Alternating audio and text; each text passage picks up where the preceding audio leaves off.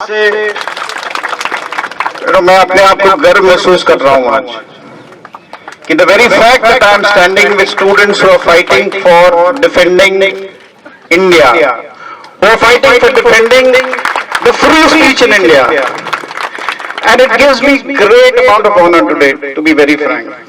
मेरे दोस्त कुछ दिन पहले यहाँ पर जो फौजी लोग आए थे उनमें से बहुत लोग मेरे से पूछते हैं, भैया तुम तो नेशनल डिफेंस एकेडमी गए थे, तुमने तो जाके फिर लंदन में जाके वॉर स्टडीज भी पढ़ा, तो ये बकवास पीस की बातें क्यों करते हो?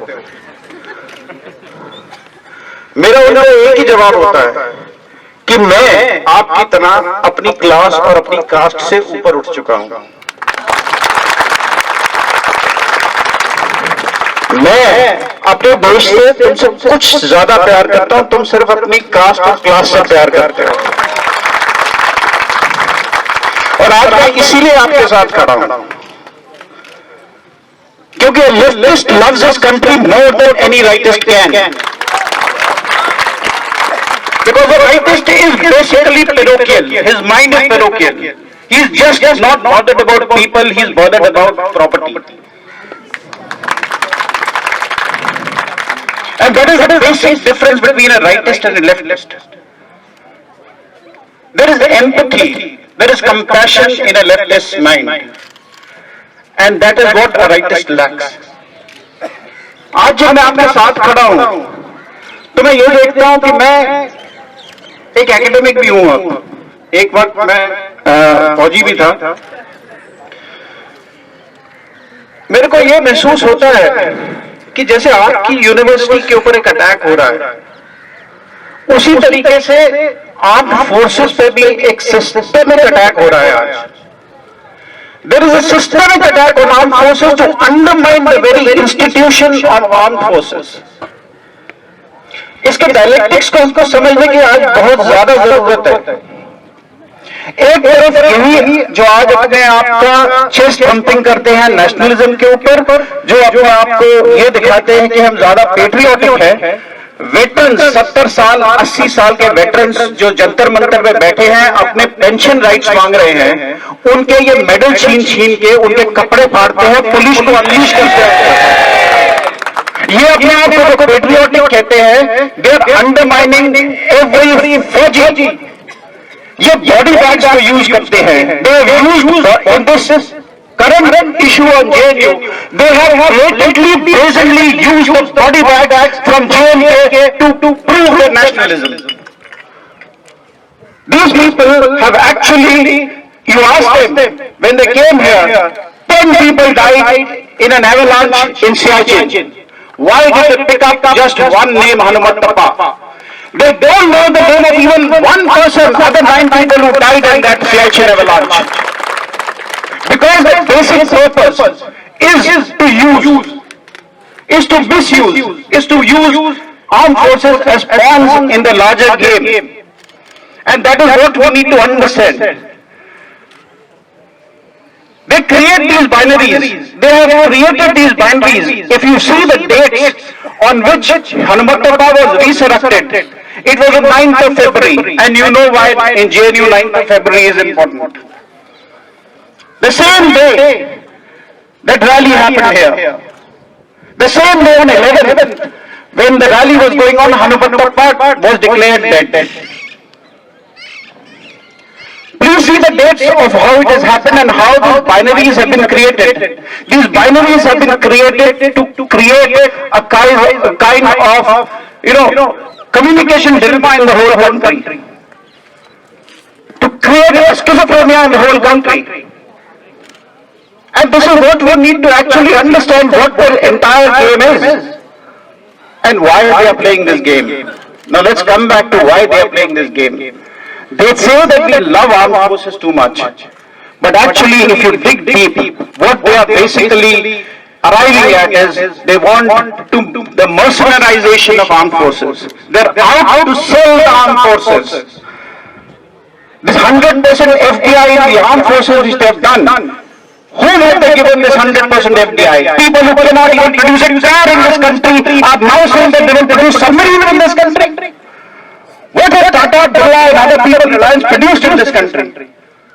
And now they are saying they're taking away from all public sector units and giving it to these people who have not even, cannot produce anything. And not even that, they're not going to stop with that. This is one part of the defense expenditure, that is a capital expenditure, that they are going to give it to these companies. Their basic aim is to give the revenue expenditure.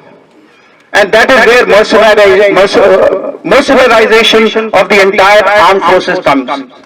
They are going to make all services, Army Supply Corps, Army Ordnance Corps, maintenance, rations, they are going to give it to contractors. And those contractors will then be aligned with the foreign companies. So your entire defense budget will start getting drained out of this country, and that is what their aim is. We need to see the design. Their aim is only mercenarization and mortgaging of the armed forces. We've seen this happen in Pakistan.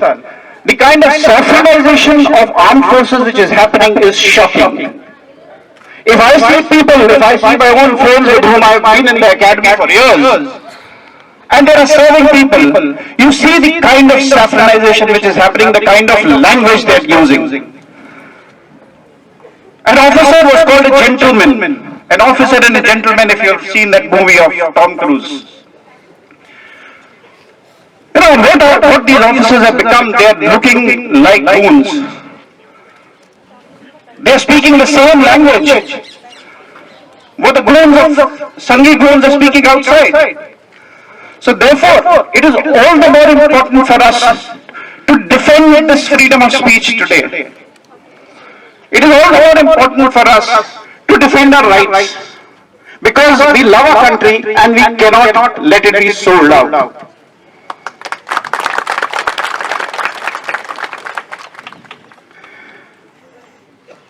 What you have seen, you know, is the same game plan what they played out in '62. Those people who said, don't fight with China, there is no point, there is no dispute. Whatever little dispute you have can be sorted out by talking to each other. But they wanted to fight a war.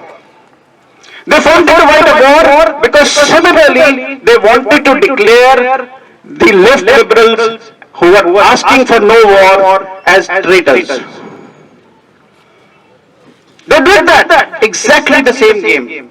I wrote a paper on this small paper, you know, there was in '53, there was a book of poems written by Progressive Writers Association,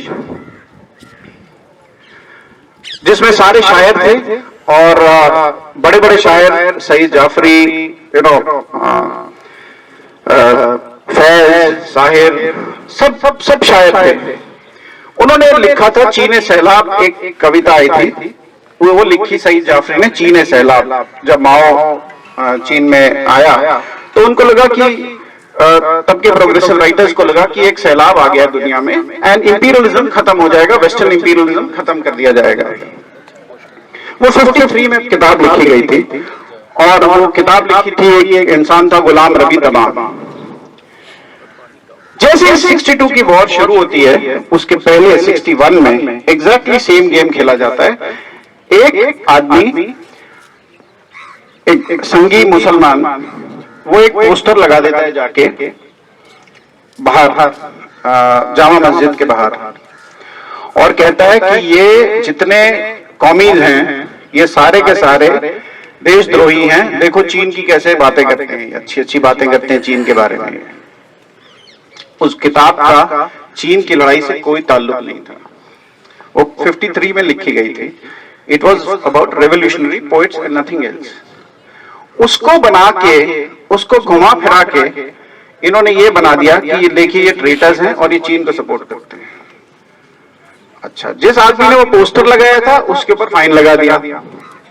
state government ने, Delhi state government उसके ऊपर 125 रुपए का fine लगा देती है.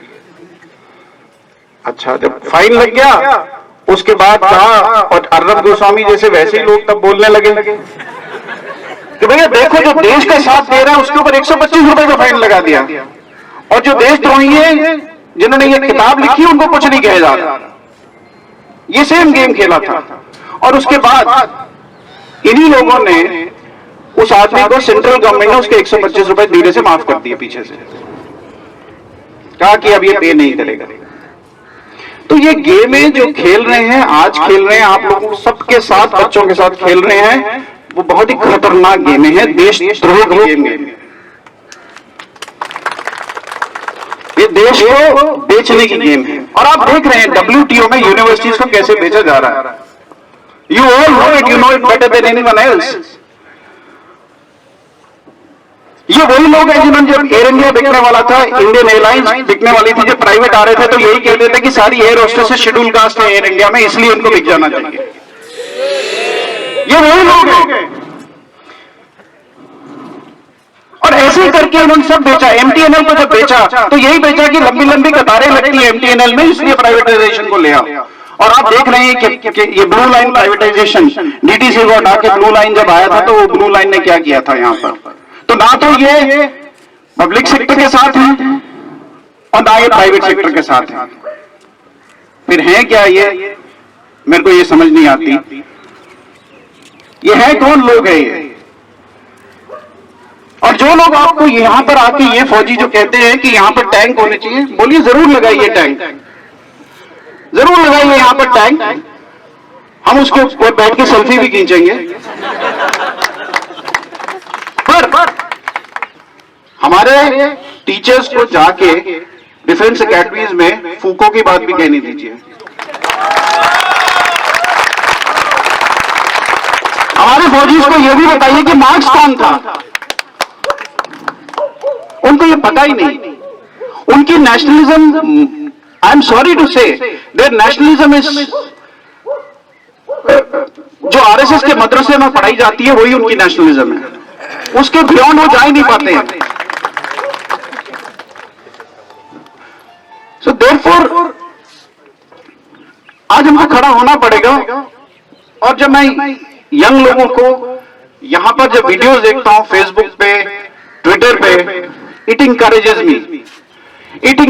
me that the country is in safe hands, that all is not lost. We need to fight and keep fighting. Thank you.